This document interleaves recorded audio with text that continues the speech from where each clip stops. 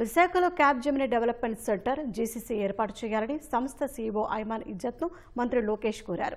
అలాగే cloud services BPM vertical సేవా కేంద్రం నిర్మించాలని విజ్ఞప్తి చేశారు. విశాఖకు వచ్చిన ఐమాన్తో సమావేశమైన లోకేష్ రాష్ట్రంలో 20,000 ఉద్యోగాలు కల్పించేలా పెట్టుబడులు పెట్టడంపై ఐమాన్తో చర్చించారు.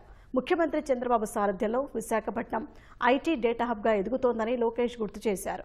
దేశంలోనే అతిపెద్దదైన గూగుల్ డేటా సెంటర్ పనులు త్వరలో ప్రారంభమవుతాయని చెప్పారు.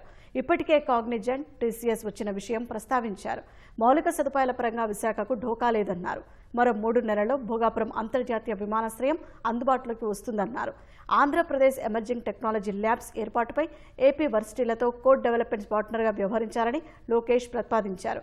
ఆప్టిమైజేషన్, ఫైనాన్షియల్ సర్వీసెస్, సస్టైనబిలిటీ రంగాల్లో ఎంటర్ప్రైజ్ కస్టమర్ సేవల అభివృద్ధికి ప్రపంచ స్థాయి సాంకేతిక భాగస్వాములతో కలిసి పనిచేయాలన్నారు.